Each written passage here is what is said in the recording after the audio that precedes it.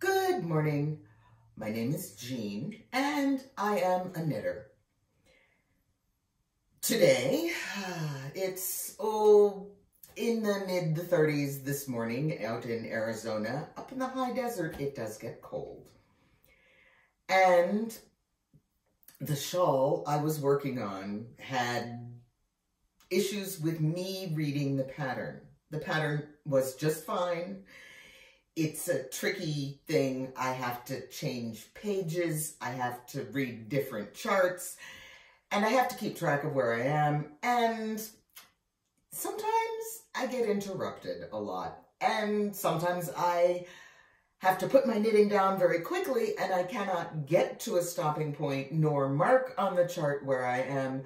And then I lose track and it takes me a while to figure out where I was. And this was getting really, really annoying. So the project went in timeout. It didn't do anything wrong. I didn't do anything wrong. I'm just having trouble reading the chart.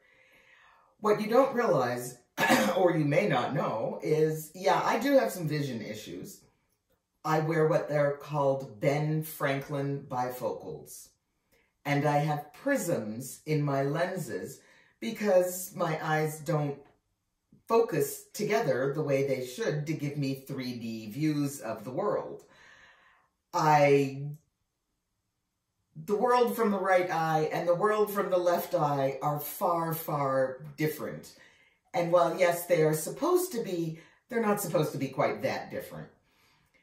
So I have prisms in the lenses, and this pair of glasses is actually 4 pieces of glass, 2 in each side, that have been put together to make one pair of glasses. All of that boils down to TLDR. It takes many weeks for my glasses to be made, and they don't always make them right the first time. I went to see my ophthalmologist in early September, and I don't have new glasses yet, and I really need them to be able to see. So I needed 2 things out of my next knitting project. 1, I needed to be able to see it. And 2, I needed to have a project that would not mind if I got interrupted.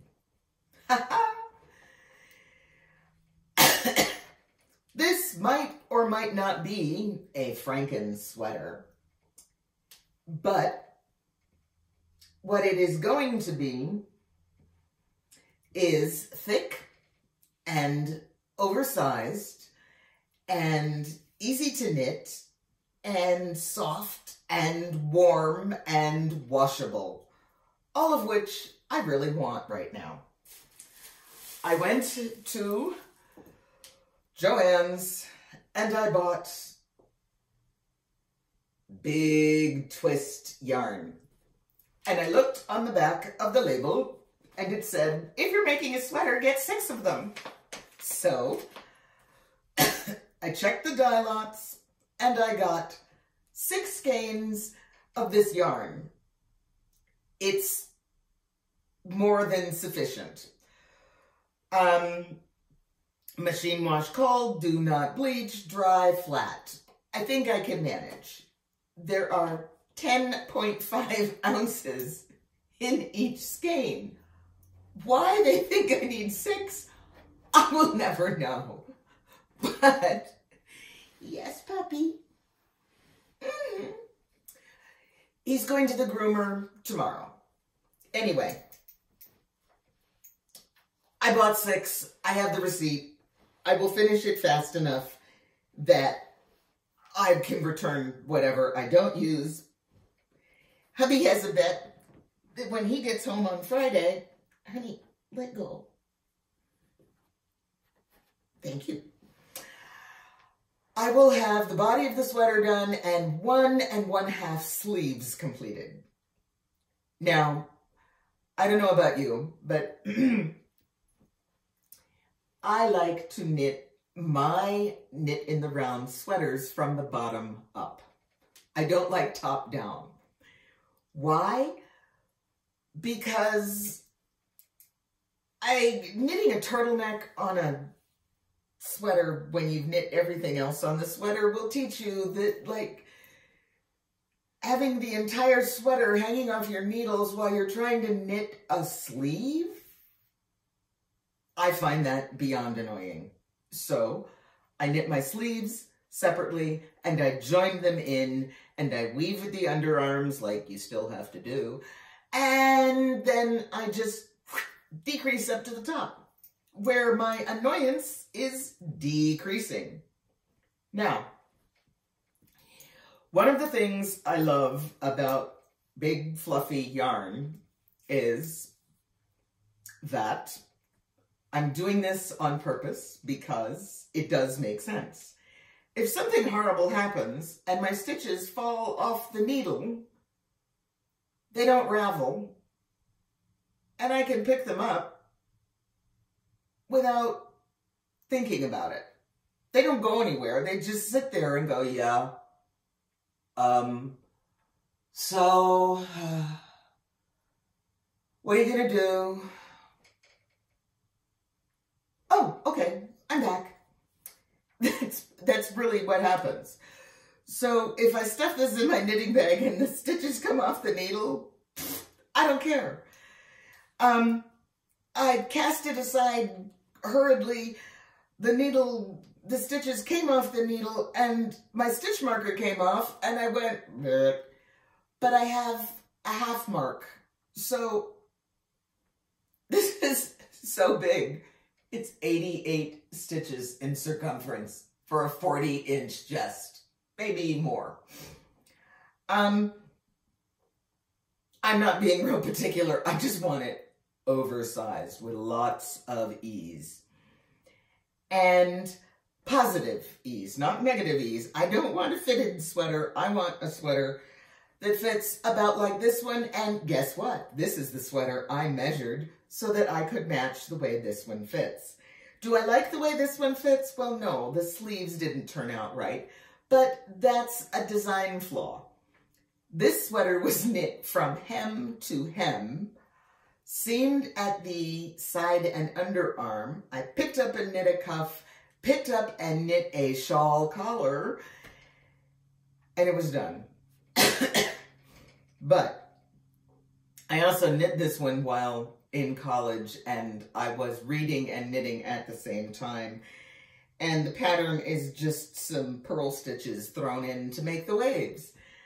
It's an acrylic. It has suffered. It is ratty looking. I don't care. I'm not going to knit a replacement sweater. I'm not even sure I can even find the pattern again. And what I want is something that I will just throw on and wear. Quickly, easily, no fuss. It's got to be some color that matches lots of things that I wear, like a gray. And it's got to be washable. And it's got to be warm. And I don't want to think about while I'm knitting it. So,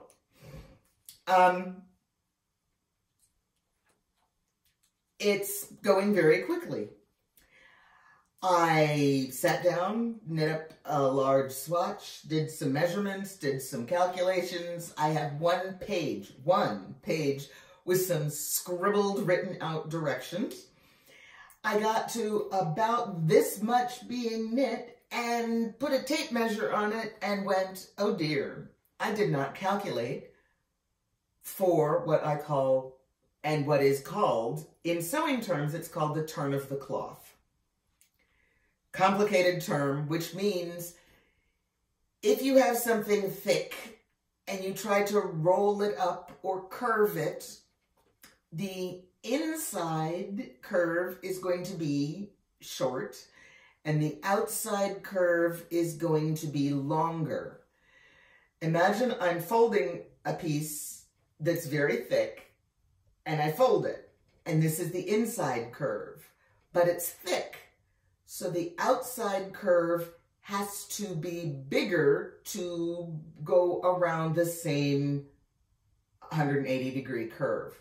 That's the difference in the turn of the cloth. The inside measurement for this sweater is not going to be the same as the outside measurement for this sweater. Why? The fabric is very thick. So, when you look at it, you will realize inside number for what has to fit around me is different from the outside number, which is the measurement of me and the sweater together. You've done that. You know you've done that. You put on 3 layers and then you go to put on the 4th layer and it doesn't fit over you and the 3 layers you have just put on. This is one heck of a layer all by itself. So to make it fit around me loosely, the outside measurement has to be one that fits around me very, very loosely. And so I got to this length about and did my measurements and went, this is not going to be large enough. So Hubster helped me rip it out. Rip, rip, rip, rip, rip. I wound my yarn into a ball. I'm not going to put it on a ball winder. I have a ball winder that could probably handle it. Thank you, Stanwood. But it wasn't worth the trouble. And believe it or not, this is 1 day of knitting. And I took frequent breaks. And I unpacked another box of books. And I cleaned the kitchen. And I cooked. And I did all kinds of things, like take the dog for a long walk and go get the mail and talk on the phone and not knit and watch videos on learning how to do things. And I did not knit for 8 hours. I knit, I don't know, 2, maybe 3 hours. This goes amazingly quickly. To get around 1 round of stitches, it is 88 stitches. 88. I have several hundred on a single row on that shawl right now. I don't even want to think about it. And I have to pay attention, and I have to count, and I have to peer at things, and so that's why the shawl went in timeout, and I'm knitting this. I am also thinking about changing up the format of my videos a little bit because education is part of what I love to do. So today what I taught you about was when knitting something very thick and fluffy, you have to account for the fact that it is thick and fluffy when you are calculating how big it needs to be because you have to allow for the fluff. Honest to Pete, this is 42 inches on the outside. It's probably 40 inches around on the inside. That's another reason some things just don't fit when you knit them and you didn't understand why. I'm going to tell you something else. I'm wearing this around my neck. I do watch Instagram. I do watch Instagram ads because I have to get to the next thing. People are advertising this great knitting light. And I said to myself, I know, self, yes, I do want one of these because I like to knit in the car and not annoy my poor husband as he is driving. I want a light that changes color, and I want a light that is rechargeable and I can wear it around my neck and I can point it at what I'm actually trying to knit and light up. This thing does that. It turns on and you can change the color and it turns off and you can make it dimmer or brighter. However, I have noticed something. Many, many times a gadget will appear on the market and one maker will get lots of press and ad time, and that's really good because of their online marketing. But they might not be either the best or the most expensive or the cheapest, or maybe this is actually being made and labeled many different things, but it's all being made by the same company and contains the same ingredients, parts, pieces. So I went online and I looked around, and I think I got this one for about $17.50, and it does everything I want it to do.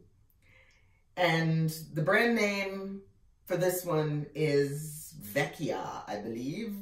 And yeah, here we go, Vecchia. You don't have to get some fancy light designed for knitters because they make the same light for people who don't knit. And it might be cheaper. It's like if you order something bridal, it's going to cost you 3 times the cost of something that's not bridal. Remember that markup when you were looking for your wedding stuff? Yeah. I don't deal with that markup. You don't have to buy one specifically for knitters. They make others. And they work just as well. Have all the same features. And they do what you need them to do. I'm not saying that the knitting one is a piece of trash and don't buy it, and if you bought it, shame on you. I'm just saying, if you are in the market for something and it is being heavily marketed, look around and see if you can find it someplace else. Maybe you can, maybe you can't. There's a few things I'm looking at on my Christmas list. I'm not going to talk about that. Christmas gifts for knitters. Yeah, how many of those have you seen online? 5 things to buy for a knitter for Christmas. 5 things not to buy for a knitter for Christmas. You know what I say? If you have a knitter and you are trying to figure out what you should get that knitter for Christmas, ask them. Ask them. What would you want? Do you want a knitting accessory? Have you seen a gadget that looks really cute and fun? Ooh, tell me all about it. Don't guess. Ask. Because if you get it right, it's a gift. If you get it wrong, it's a burden. I have received many well-intentioned gifts. I remember once looking at something in a gift shop, pointing it out to my boyfriend, and the point that I was trying to make was, oh my gosh, that thing is hideous. And because I was very polite about it, he thought I wanted it, and he bought it for me. I will never do that again. Anyway, you pointed it out to me in the shop. I'm like, yeah, because it was just absolutely awful. Never mind, we won't go there. I'm knitting. I have picked out a few things. I've put them on my own personal Amazon wish list. Pointed that out to my husband. I thought about yarn clubs. And I thought about what yarn clubs will provide for you. And I thought about what I need, like, want, what I use. And there is no yarn club out there that will give me year's supply of the kinds of things that I need, like, want. There are plenty of yarn clubs that will give me very pretty mini skeins of yarn. I don't use or like mini skeins. There are yarn clubs that will give me adorable notions. I have tons of them. I don't need them. I make my own. There are yarn clubs that will give me patterns that go with the mini skein they gave me, and I don't tend to buy that many patterns. I've been knitting for so long, and designing my own sweaters for so long. No, I will not start designing and selling my designs. I'm not interested in trying to design for size inclusivity. That does not mean I think size inclusivity is wrong. It means that it is very, very difficult to do well, and I am not going to set myself a task at which I know I will fail. I know that it ain't easy. I'm not going to try to do it. I'm not going to do a bad job. I'm not going to set myself up for a failure. No, I'm not designing things for patterns that will sell. I'm not interested in that. I design for myself. Thank you very much. I can show you and talk to you about books to help you design for yourself, but I'm not going to design for other people. I might design for my spouse, but what I'm doing for him, he has so far received from me in 16, almost 17 years of marriage, 1 pair of socks. He does not like or wear sweaters. I am not going to jinx my marriage with the curse of the boyfriend sweater. I knit so many boyfriend sweaters, I can't even begin. I have crocheted boyfriend sweaters. I have knit boyfriend Afghans. Nope. I don't own them anymore. They were gifts. I let go of them. They're not mine. We're done. Christmas. It's coming. I'm not knitting gifts for people for Christmas. I knit for myself. I have 2 sisters. They both know how to knit. If they want a knitted thing, they can knit their own, and they do. I'm knitting something that is simple. I have created my own design. I find it will meet my needs for knitting to keep me calm and happy and productive. It will be a finished product that is something I want and will use and wear. And it's made out of an inexpensive acrylic yarn that I got on a 40% off sale. Yeah. I am not a yarn snob. I will knit with what is the right material for the end result that I want to get. I don't mind knitting with acrylic. I've done it many times. And I don't mind knitting with cashmere and silk. And actually silk is a little slippery. I like silk if it's mixed with something. Alpaca, I've designed some incredible cable sweaters. I've knit from commercial patterns. And right now, this is the right thing for me to knit. In no time flat, I've actually finished 1 whole round. And I'm contemplating changing the style of my videos just a little bit. And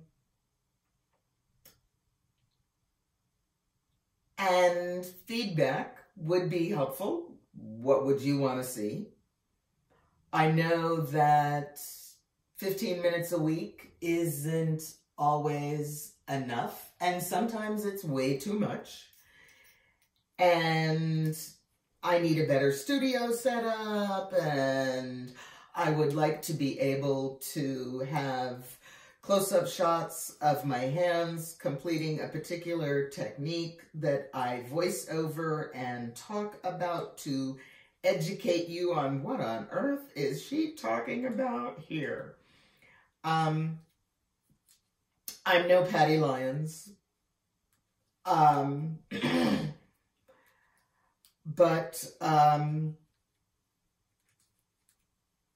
Thank you for the reminder, Patty. I will be getting my second Shingrix shot soon. I've been watching Wool Needle's Hands. She's a lot of fun. She's actually pretty close to me now since I moved out to Arizona. And I've been thinking that maybe it's time for a cool change. Yeah, I'm that old. I remember that song. I'm probably not going to get into a lot of product comparison because I am retired. I'm not necessarily on a fixed income, but I've never been that heavy into shopping.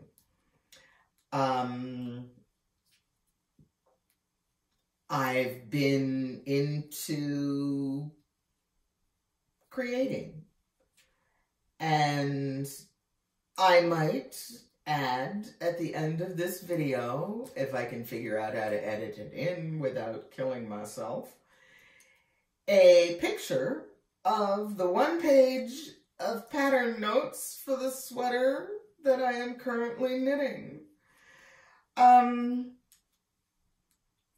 Because of the weight of the yarn and the fatigue of my hands, I'm expecting the numbers that I had started with.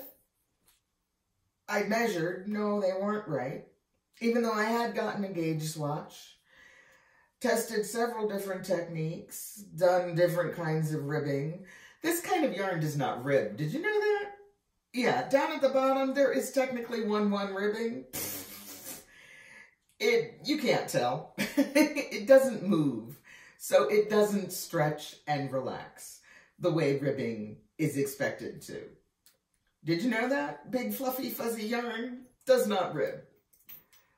Here's my cast on edge.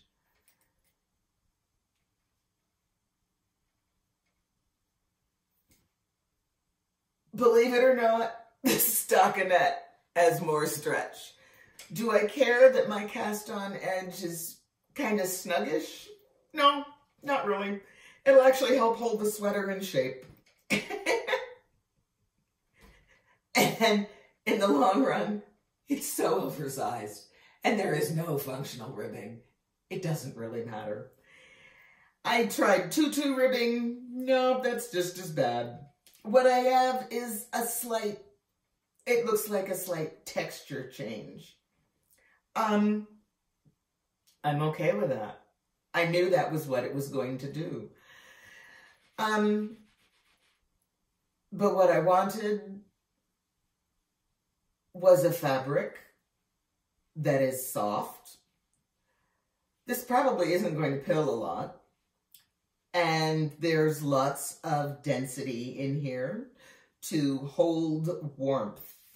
And it will be a convenient pull-over, slightly loose neck. I don't want a tight crew neck. I don't like tight crew necks. I can wear a turtleneck till the cows come home, but I never fold them. I just leave them wrinkled. So I want a crew that will allow me to put a turtleneck underneath it. And I'm not going to do any fancy turned edge, but I might try some different bind-offs. I think an Italian bind-off will look phenomenal at the end of this crew neck. And that's going to be the only bind-off I have to do because of the way I'm knitting it. I don't bind off at the end of the cuff. I cast on and knit up for the cuff. So, yeah. Maybe that's what defines a Franken sweater. I'm designing it in a way as I am knitting it. Wool Needle's Hands? Bing. But in the meantime, I've got knitting to do. I've got a light I can use to light up my knitting. It's rather convenient. It's lightweight.